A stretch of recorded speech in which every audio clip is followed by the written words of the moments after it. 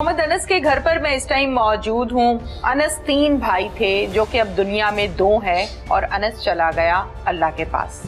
ये बच्चा जो मेरे साथ बैठा हुआ है, हम इससे बात करेंगे और इससे जानेंगे कि इसने जो सब कुछ देखा वो क्या था, क्या कुछ इसने देखा।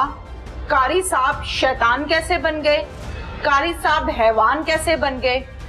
कारी साहब को तो अल्लाह ताला ने नूर बांटने के लिए रखा था, ये कारी साहब बांटने क्या लग गए। ये कुरान पढ़ाते पढ़ाते कारी साहब बच्चों की जान क्यों लेने लग गए। ये कारी साहब उस बच्चे को बच्चे की तरह ट्रीट करते, अगर छुट्टी कर ली थी तो डांट डपट कर लेते, कोई झाड़ लेते। ये कारी साहब किस तरह मारने लग गए कि बच्चे के हाथ पांव उल्टे हो गए, बच्चा अस्पताल पहुंच गया। उस माँ की आस से डरना चाहिए इस रियासत को, उस माँ की आस से डरना चाहिए इन इदारों को जिन्होंने इन्हें वैलिड कर रखा है कि हाँ जी आप दीन की तालीम बांटिए, हमें दीन की तालीम बांटने पर बिल्कुल भी एतराज नहीं। यकीनन कारी, उस्ताद, मुअल्लिम हमारे लिए काबिले फख्र है, काबिले एहतराम है। लेकिन ऐसे तमाम इंसान जो बने तो कारी बैठे हैं लेकिन लेते हैं बच्चों की जान, ऐसे लोगों को फौरी तौर पर उनके कैफ़े किरदार तक पहुंचाना चाहिए। वो माँ जो अपने हाथ से बच्चे को तैयार करके मदरसे छोड़कर आई थी कि मेरा बच्चा पढ़ने जा रहा है, उस माँ की आस से डरना चाहिए। उस माँ के दिल पर क्या बीतती होगी। मेरी बिल्कुल भी ये कोशिश नहीं है कि मैं उन जख्मों पर नमक डालूं या उन्हें फिर से हरा करूं महज इस प्रोग्राम की रेटिंग के लिए, लेकिन मैं उस माँ की आवाज जरूर बनूंगी कि वो आज भी यकीनन अपने बच्चे का इंतजार करती होगी कि अभी तक वापस नहीं आया। क्या दोबारा मैंने बच्चे को मदरसे नहीं छोड़ने जाना। हम इस बच्चे से बात करते हैं। अस्सलाम वालेकुम बेटा। वालेकुम। क्या नाम है आपका? मोहम्मद अशर। मोहम्मद अशर। अशर कितने बहन भाई हो बेटा? 3। एक अनस, एक अशर और तीसरा अफान। आफान। बाबा क्या करते हैं? बाबा बाहर के मुल्क काम करते हैं। ठीक है बेटा, आप क्या करते हैं? मैं पढ़ते हैं? हिफ्ज कर रहे हैं। कितना पढ़े हो? 2 पारे। 200 पारे, माशाल्लाह। और अनस ने कितना पढ़ा था? 22 पारे। 2200 पारे हिफ्ज कर लिए थे। हाफिज साहब है भाई। हाँ जी। माशाल्लाह। अच्छा मुझे बताओ, उस दिन इकट्ठे गए हो बेटा? हाँ जी। मदरसे इकट्ठे गए हो? हाँ जी। क्या नाम है मदरसे का, पहले ये जरा बताओ। मदरसा तदरीसुल कुरान। ये कहाँ पर है? ये बैंक कॉलोनी। बैंक कॉलोनी मदरसा तदरीसुल कुरान, जहाँ पर बच्चों को तालीम हासिल करने के लिए दीनी कुरान पाक की भेजा जाता है, वहाँ पर आया है ये वकूआ। अच्छा बेटा बताओ जरा, क्या हुआ क्या था? आप लोग जब गए हैं, छुट्टी कर ली थी, क्या किया था? हमने छुट्टी की थी, उस दिन बारिश बहुत तेज थी। ओके। तो अगले दिन हम गए हैं तो हम बैठे रहे, तो कार साहब लेट आते हैं। 7 बजे कार साहब आए थे, हम 6 बजे गए थे। कारी साहब के आने का टाइम क्या है बेटा? 7 बजे आते हैं, 7:15 बजे। 7 सवा 7 आते हैं? हाँ जी। अच्छा ठीक है। चले अब मुझे बताएं, जब कारी साहब आए हैं तो मूड ठीक था या गुस्से में भरे आए थे?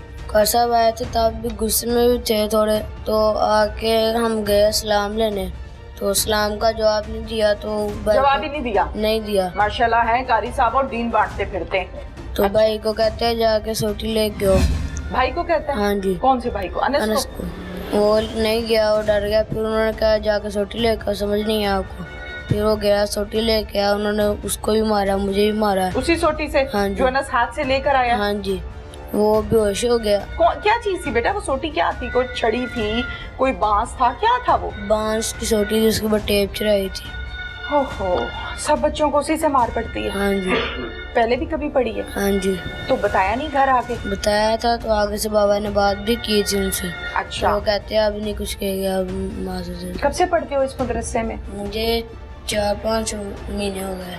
ठीक है। अच्छा उसको कल सोटी लेकर आओ। हाँ। तो वो लेने चला गया, स्टिक लेकर आ गया। फिर बेटा? उन्होंने कार साहब ने उसको भी मारा, मुझे भी मारा। वो बेहोश हो गया, तो उसके बाद उठा के उसको अंदर ले गए कमरे में पीछे। उसको कहाँ मारा था? उसको हाथ पे मारा था। स्टिक्स मारी थी? हाँ जी। और पाँव पे यहाँ पे मारा था। कहाँ पे? ये इस जगह, टांगों पे? हाँ जी। अच्छा। तो उसके बाद उसको अंदर ले गए, बेहोश हो गया। उसको अंदर कमरे में ले गए, पीछे स्टोर था तो वहाँ लेकर गए? हाँ जी। अच्छा। उसके बाद आधे पौने घंटे बाद उसकी चीखों की आवाज आने लग गई अंदर से। 10-15 मिनट चीखों कमरे से जहाँ हाँ पीछे जी। लेकर गई हैं? कौन कौन था उस कमरे में? कारी शेब और कारी इब्राहिम। अच्छा, 2 कारी चले गए। दोनों कारी अंदर थे कमरे में उसके साथ जब चीखों की आवाज आ रही थी। भाई की? हाँ जी। फिर क्या कह रहा था? कह रहा था बचाओ बचाओ? हाँ जी। क्या कह रहा था भाई? बस जैसे चीखे मारते, जैसे दर्द जैसे होती है, चीखे मारते। तकलीफ हो रही थी? हाँ जी। अच्छा, फिर? तो उसके बाद फिर 10-15 मिनट आवाजें आती रही। हम बाहर निकलने की कोशिश किया, बाहर से दरवाजा बंद था तो अंदर का उन्होंने स्टोर वाला ही बंद किया हुआ था। कारी साहब ने फटाफट दरवाजे बंद कर हाँ दिए? जी। अच्छा। हमने कोशिश की दरवाजा खोलने की, बाहर निकलने की, लेकिन नहीं खुला तो हम फिर जाके बैठ गए अपनी जगह पे। थोड़ी देर बाद कर साहब आया, कहते हैं हमें कोई जिन्नात का कोई असर था तो हम दम करवा रहे थे, उस पर इसलिए चीखे मारा था वो। अच्छा। तो फिर मैं बैठ गया जाके, 11 बज गए। उसके बाद छुट्टी का टाइम हो गया था मेरी। जाहिर है आपका तो भाई है, आपको तो ज्यादा तकलीफ हो रही होगी कि मेरे भाई को मारा है और वो हाँ चीखे जी। मारा है। कोशिश नहीं की कि भाई के पास भाग के जाऊं, बात करूं? जाने नहीं ना दिया था, उन्होंने कुंडे लगाई थी बाहर से भी अंदर से। जब बाहर आ गए थे ना कर साहब, तब उन्होंने अंदर बाहर से कुंडे लगा दी थी। तो हम क्लास में बैठे थे, उसके बाद छुट्टी का टाइम हुआ तो मैं घर जा रहा था। तो कर सर ने बुलाया, कर सर कहते कहाँ जा रहे हो? मैंने कहा घर जा रहा हूँ। कर सर कहते घर नहीं जाना। मैंने कहा मैं नाश्ता करना है, सुबह को मैंने नाश्ता नहीं किया। तो कहते फिर आप चलो घर चले जाओ, लेकिन आपने घर जाके सारा बात निपटाना है जो आपके साथ सुबह हो, आपने देखा सारा घर जाके निपटाना आपने। अगर आपने बताया तो आपका भी यही हाल होगा जो आपके भाई का होगा। तो फिर कहते आपने घर जाके ना वो नात की तैयारी कर रहा। तो मैंने कहा जाके इस तरह कह दिया। क्या कहा? क्या बहाना सिखाया? नात की तैयारी कर रहा हूँ। ये कारी साहब हैं जो कहते हैं कि घर जाके तुमने बताना नहीं है कि मैंने तुम्हारे भाई को जिल्लात की तरह मारा है। घर जाके तुमने ये बताना है कि मैं नात याद कर रहा था और नात की तैयारी कर रहा था, इस वजह से लेट हो गया हूँ। ये है तो कारी साहब। अच्छा, फिर बेटा? तो उसके बाद फिर कहते चलो घर चल जाओ। अब फिर मैं घर से जल्दी आ गया था, रोटी खा के वापस आ गया था। जल्दी आ गया, मैं 12 बजे तक आ गया था उधर वापस मदरसे के अंदर। तब दरवाजा खुला हुआ था। कर साहब नहीं थे, कर साहब सोने चले गए थे ऊपर। फिर आप आगे घर भाग गए? नहीं, फिर उसके बाद मैं अंदर चला गया कमरे में, जाके मैंने उसको देखा तो भाई को? हाँ जी। उसकी टांगे उन्होंने बांधी हुई थी रुमाल के साथ और उसके हाथ इस तरह पड़े थे। टांगे रुमाल से कैसे बांधी बेटा? रुमाल से इस तरह उसकी टांगे जोड़ के जैसे रुमाल से बांधी हुई थी।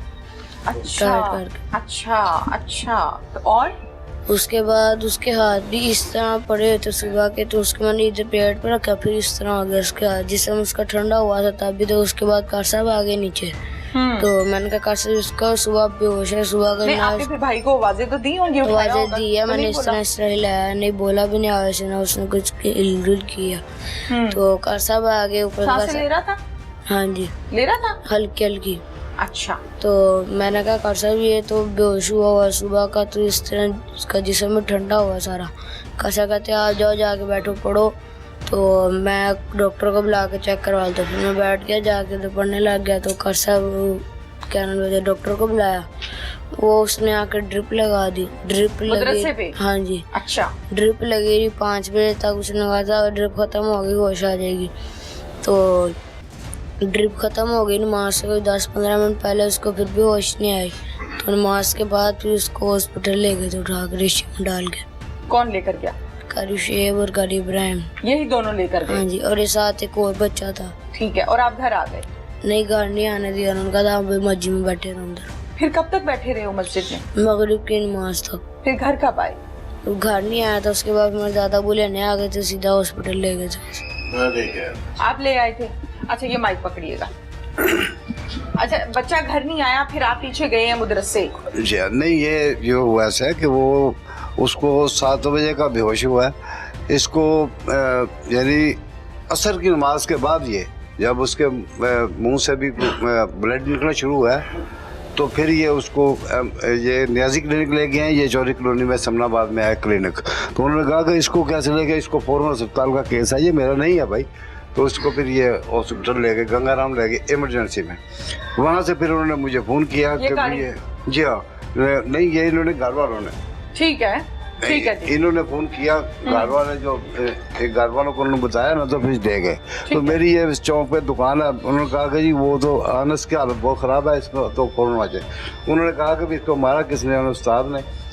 हॉस्पिटल वालों ने कहा? हॉस्पिटल ने कहा। ठीक है। तो फिर उन्होंने कहा कि जिस बच्चे के सामने मारा ना उसको लेके आओ। मैं वो 1 मिनट में बस शटल नीचे करके मगर की नमाज के बाद ये इस्लाम फेर के उसको मैं दे गया आपको। तो वो जो सर्जन है वो डॉक्टर है, फीमेल है। ठीक है। वो उस वक्त लगे हुए थे सब, बहुत उन्होंने केयर किया, बहुत कोशिश। तो उसने फिर मुझे बोला कौन है आपका, क्या? मैं मेरा पोता है। मैं कहता हूँ वो मुझे बाहर ले गए, बाहर ले फिर मुझे कहते हैं कि ये स्टमक सर्जन, ये सिटी स्कैन की उस वक्त रिपोर्ट आ गई थी।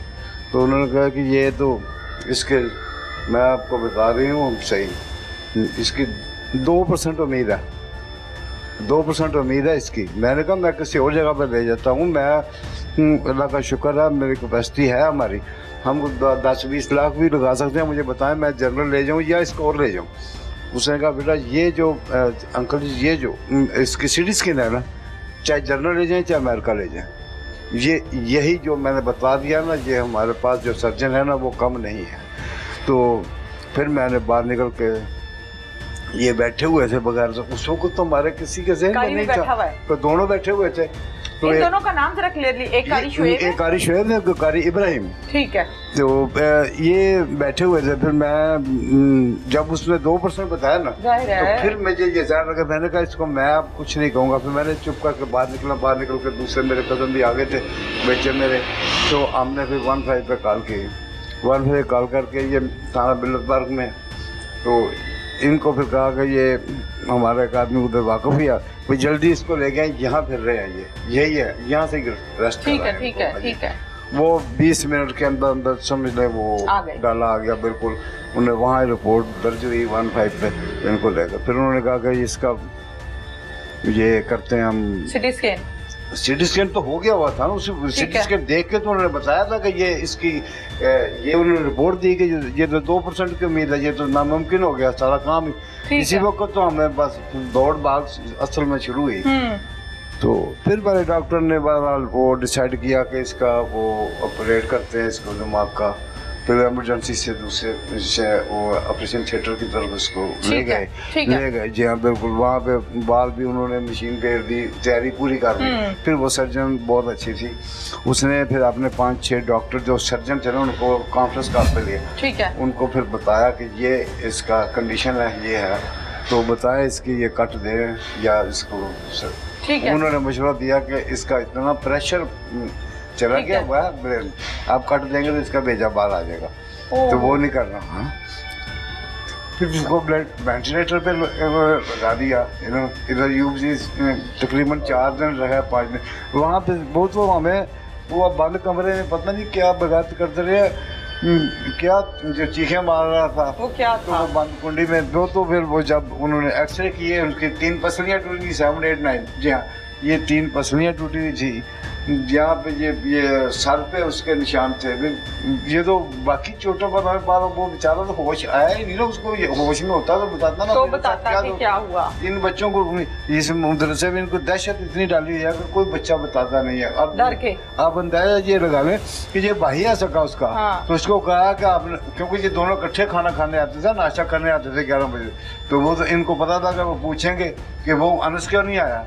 तो उसको कहते हैं कि अगर आपने बताया ना कि वो बेहोश है तो आप यही होगा, फटाफट नाश्ता करके आ जाओ वापस। हाँ जी, यानी इतनी दहशत कि इसने भाई का बताया नहीं, नहीं बताया। हाँ जी, बाकी ये बात उसका दुबई में इनका नंबर था, इनसे राब्ते में रहे हैं बगारत। हाँ जी, 12 बजे से 1 बजे तक फिर ये बताएगा कि मुझे फोन पे क्या कहते रहे हैं।